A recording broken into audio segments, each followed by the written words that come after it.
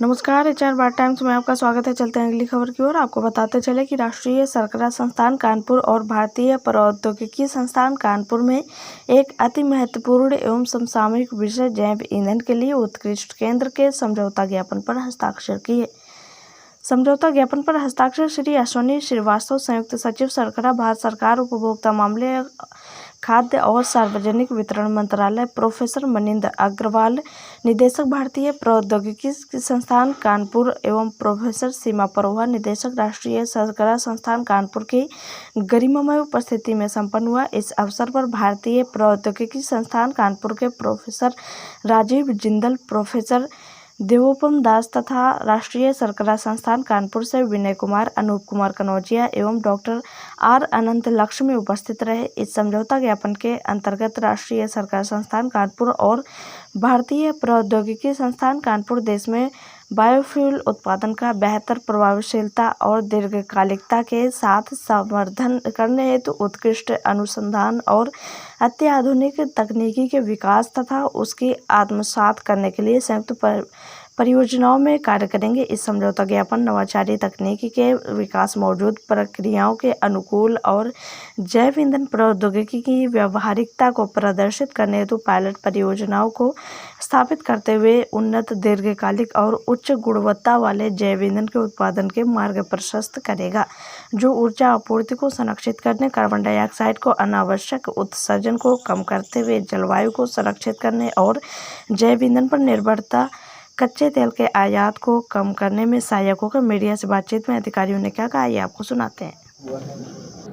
ये 3 वर्ष का MOU हुआ है NSI और IIT कानपुर के बीच में। तो इसका उद्देश्य है कि एक centre of excellence in biofuels बनाया जाए, जिसमें कि दोनों मिलके बायोफ्यूल्स की अगली जनरेशन में क्या किस प्रकार के फ्यूल्स आ सकते हैं, उनका आविष्कार करके उनको इस स्थिति तक लाएं जिससे कि सब जगह प्रयोग हो सके।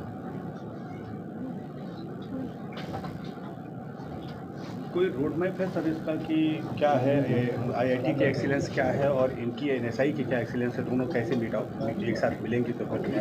NSI की अपने टेक्नोलॉजी जो लेके उसको डेवलप करके उसको टेस्टिंग करके डिप्लॉयमेंट तक ले जाने की अपनी बहुत एक्सपर्टीज़ है। IIT कानपुर फंडामेंटल रिसर्च के लिए, बेसिक टेक्नोलॉजी, नई टेक्नोलॉजी डेवलपमेंट के लिए जाना जाता है। तो जब ये दोनों पक्ष आपस में मिल के काम करेंगे तो उससे हम लोग की आशा ये है कि पूरा हम स्पेक्ट्रम टेक्नोलॉजी का, साइंस से लेके अंत तक जो यूज़र है उसके पास जो प्रयोग होता है वो पूरा कवर कर पाएंगे। सर, एक बायोफ्यूल की डेवलपमेंट के लिए उस समय गैस के लिए काफ़ी चीज़ें नहीं बताई कि इतने टन हमारे पास कंज्यूम कर सकते हैं आने वाले समय में, ये टेक्नोलॉजी को और डेवलप कर सकते हैं, इस पर कुछ समझिए। सर अच्छे से बता पाएंगे। बेसिकली अभी हम जो गाड़ियों में पेट्रोल यूज करते हैं फॉसिल फ्यूल होता है, और इसमें अभी आप देखते हैं हम लोग एथेनॉल मिलाते हैं जो बायोफ्यूल है। अभी हमारे देश में 12% बायोफ्यूल मिलाया जा रहा है, और जितना हम एथेनॉल मिलाते हैं उतना ही पेट्रोल का प्रयोग कम है, यानी हमारा इंपोर्ट कम करना होता है हमें, और फॉसिल फ्यूल की जगह बायोफ्यूल प्रयोग जो होता है उससे पर्यावरण का प्रदूषण कम होता है, कार्बन उत्सर्जन कम होते हैं। तो जो हमारा टारगेट इसको बढ़ाकर अभी 20% तक है, करना है अगले साल तक, यानी 20% एथेनॉल पेट्रोल में मिलाया जाएगा। ये आत्मनिर्भर भारत के लिए एक बड़ा कदम होगा। हमारी जो आयात पर निर्भरता है विदेशों से वो कम होगी। इसको और आगे ले जाने के लिए दूसरा इसका है जो इसी से हमारे जो चीनी मिलें हैं उनमें कंप्रेस्ड बायोगैस का भी उत्पादन हो सकता है, उस पर अब काम चल रहा है, और वो CBG जो अभी CNG है उसमें मिलाकर जो गैस बेस्ड व्हीकल है उनमें चलाई जाएगी। अगला कदम है जो टेक्नोलॉजी में, उसमें हम E100 की ओर बढ़ना है, जिसमें फ्लेक्सी फ्यूल व्हीकल आएंगे जिसमें पूरा 100% एथेनॉल प्रयोग होगा। तो इन चीज़ों को हासिल करने के लिए बड़े स्तर पर इतने बड़े संस्थान आईआईटी कानपुर के साथ ये एमओयू किया गया है, ताकि जो शक्कर और गन्ना के क्षेत्र में काम कर रही हमारी इंस्टीट्यूट है, इससे जो एथेनॉल के प्रोडक्शन के आगे के जो रास्ते हैं वो खुलें, और टेक्नोलॉजी का, जैसा कि डायरेक्टर सर ने बताया, टेक्नोलॉजी के क्षेत्र में और एडवांस लेवल पर रिसर्च हो सके। सर, ये जो एमओयू के सिग्नेचर हुए, इससे पहले इतने समय बाद क्यों हुए? इससे पहले क्यों नहीं हुए? इतने दिन तक क्या इंतजार करते रहे? नहीं, देखिए 2018 में नेशनल बायोफ्यूल पॉलिसी आई, तब से इसमें लगातार प्रगति हो रही है।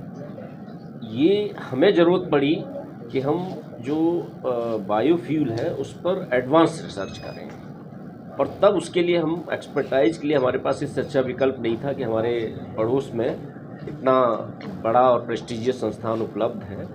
और इसमें डायरेक्टर सर ने अपनी टीम के साथ आगे आकर सपोर्ट करके इसको अब स्थापित करवाया है। इसकी ये यहीं फंक्शन करेगा, इसी कैंपस में, और इसमें बायोफ्यूल पर एडवांस रिसर्च और नई चीज़ें लाने का, जैसे कि डायरेक्टर सर ने बताया, लाने की कोशिश रहेगी। सर, ये एक बहुत बड़ा बजट है, इसके लिए सरकार ने आवंटित किया है, जिस तरीके से हम लोग पर करने जा रहे हैं। आने वाले समय में एज एन एसआई डायरेक्टर अब इस सिग्नेचर को किस रूप में देखते हैं? सर, इसमें जो हम लोग अभी तक जो लैब में रिसर्च कर रहे थे, उसको हम थोड़ा सा पायलट प्लांट में करके उसकी कॉस्ट कटिंग क्या क्या होना चाहिए, क्या होता है, कितना इकोनॉमिक वाइबल है कि नहीं है, वो सब स्टडी करेंगे और डीप रिसर्च करेंगे। मतलब एक एक उससे जो बाई प्रोडक्ट निकलता है, क्योंकि ऐसे तो सीएनजी बन जाती है पर उसके बाई प्रोडक्ट्स भी बहुत सारे निकलते हैं, उसका कैसे यूटिलाइजेशन होगा, वो फार्मर्स के लिए कैसे काम में आएगा, उसका क्या कॉस्ट होगा, उसका इफ्लुएंट पे, उसका एनवायरनमेंट पे क्या इम्पैक्ट होगा, ये सब डिटेल स्टडी जब तक पायलट प्लांट और नहीं होगा तो वो हम नहीं कर पाएंगे। तो जैसे कि कई उसमें चीज़ें हैं, जैसे अभी हमने बताया हाइड्रोजन पे भी हमको काम करना है, अदर एविएशन फ्यूल पे करना है, लिग्नोसेलुलोजिक इथेनॉल, क्योंकि 100, जैसे सर ने बताया 100 पे जाना है तो शुगर वोंट बी मतलब सफिशिएंट, उससे हम नहीं कर पाएंगे। तो हमें ये अदर विकल्प तो देखने ही पड़ेंगे, तो उसमें हम सहयोग लेंगे आईआईटी का, और वो एक्सपर्टीज़ हमें मालूम है आईआईटी की, हमने हर बार देखते हैं, पढ़ते हैं, न्यूज़पेपर्स में है, और अब हमें मौका मिला है साथ में काम करने का। I am really very happy and thankful to director sir for giving me this opportunity to work together. Thank you.